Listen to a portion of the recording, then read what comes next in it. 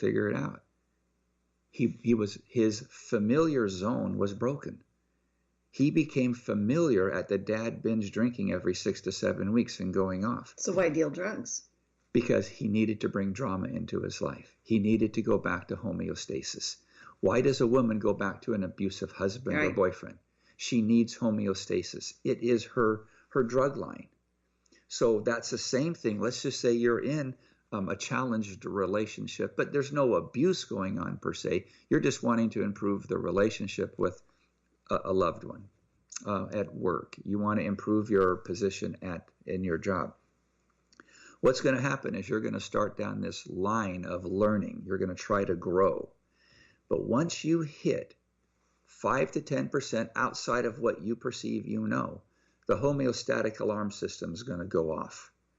And you've got 3 ways to go. You can go back into familiar flight. You can go into chaos, and it's like drinking from a fire hydrant. You lose control of everything. You get frustrated. You slam down the pan or whatever. That's chaos. That's fight. Mm-hmm. Or you can learn how to increase your comfort zone by moving into the learning process, deliberately practicing mindfulness, and staying in that zone. So that zone we're talking about is new information, new knowledge, new experience of a range of, and this is like, I don't know how they determined or measured this, but it's about 5 to 10% on a given individual. Of course, we're all unique, and that range is different for everybody. Right. But on an average, people are comfortable or can accept in learning about 5 to 10% newness, and that is the zone of proximal development. Well said. We're quoting Vygotsky, who was child development, 100, but it is foundational to understanding human beings. It's foundational to understanding yourself, and it increases your self-awareness. If you find yourself triggered in certain environments, kind of question, is it because I feel like I'm getting too much newness at me?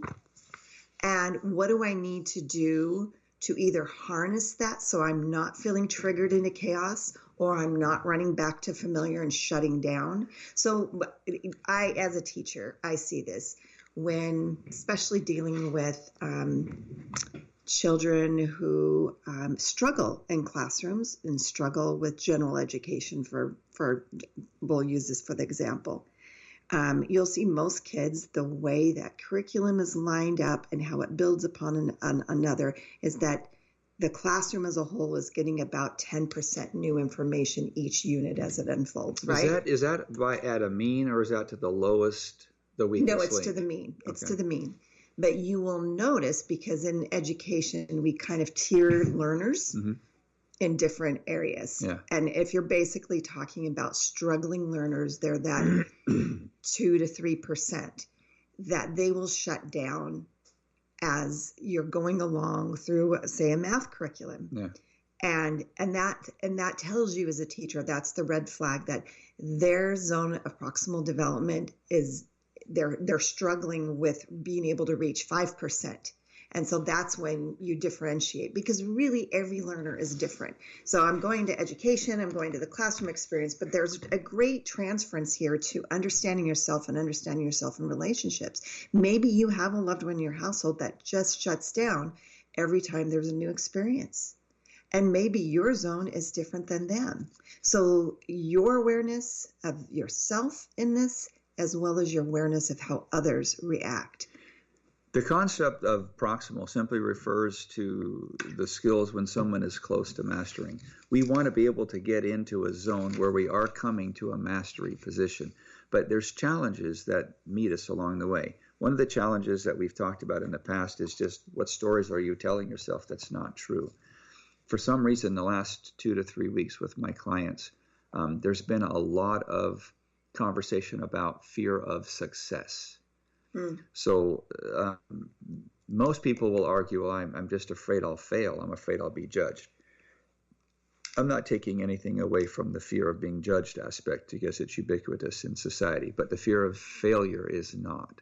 I mean, the fear of success? No, the fear of failure is not actually the actual one. Why? Because we all know it so well. We do it regularly. more insidious in this process is the fear of success. Right. We're afraid that if we're successful today, well, now what does the subconscious realize? We have to do this tomorrow, and we have to do this the next day. There's a pressure. There's and that overwhelming sense, new bar. Right, that overwhelming sense that we have to maintain this process will move us to fight or flight. So we will then go into the cocoon, we will go into the flight back to the comfort zone, or it'll be so uncomfortable that we'll seem like we're out of control. And that's that chaos. We will move into fight mode, total resistance. We're still in resistance in the comfort zone, but we're valuing negative behavior at that moment. Okay, so what we've also learned, and this is coming from a book, we can conclude with the learning, the process of the way this goes. This comes from a book where the author talks about people who are in the mastery process and the challenges that they have to acquire mastery. And they're called the dabblers, the obsessives, and the hackers. And then in a conversation between Sherry and me, we've come up with a fourth. The perfectionists or the paralyzed. The paralyzed perfectionists. The paralyzed perfectionists. Right. So the dabbler, and we've actually identified ourselves in this. So I'll be. And I love this because as you think about the beginning of the new year, and everybody hopefully takes it's a good time to take a little reflection, but also to look forward to what do you want? What are you striving for in mastery? Think about yourself and how you learn, because that's going to help you do better with what comes next. I don't want to say goal setting because I'm just like, we all get tired of that. But I'm like, we get tired of it because we fail. It's still something that we're hardwired to do, but we actually don't know how to achieve our goals. We don't even know how to set them appropriately. Right. So the challenge is you're doing something over and over and over again, hoping you'll get different results. But the reality of setting goals is flawed because we're setting a result end instead of setting an identity end. Or a process. But the identity is where it starts, and the process of getting there is what you bank everything on. You don't bank it on the results. So let's go over the four. The dabbler is first. Dabblers love starting new jobs, careers, hobbies, love setting new goals. They love making new relationships. They love the shine of something new. They like novelty. They get a natural high from greener pastures that are never greener. They approach each new adventure with zeal and share their excitement with everyone. Okay, I'm the dabbler. Yeah. When I'm starting something new, and I never get tired of it. It's a new idea. It's a new book. They struggle when the newness wears off and challenges arrive. This is the challenge. But they'd rather quit and start over versus persevering and becoming competent, successful, or even a master. When we hit the plateau, and so just keep in mind, picture in your mind, a line going up at a 45-degree angle. The dabbler's doing great at the beginning. Yeah, and then it plateaus, so it levels off. At that moment, the dabbler's going to go, okay, I'm done. Yeah, I'm tired of this. Okay, that's the challenge. All right. They fail to comprehend the role of having a plateau and practicing for the sake of practicing. I love this. They specialize in excuses and rationalizations.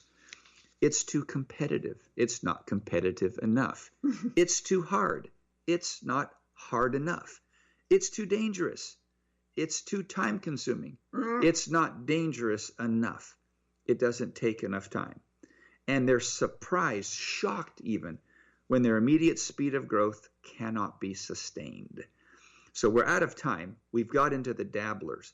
In the next segment, we're going to review the zone of proximal development, and then we want to cover the obsessive, the hacker, the paralyzed perfectionist, and move into the MKO a little bit and give examples. So we're going to really explain why we need MKOs in our life as dabblers, hackers, paralyzed perfectionists, and obsessives, because we think we got to do all this on our own, and that's the fallacy right there. We are hardwired to connect, and we're hardwired to learn, and putting those two worlds together is the beauty of it. That's where we will find the challenge, sweet spot. but it's where we're going to find happiness, joy, and well-being. All right, everyone. Thanks for listening. We'll talk to you soon.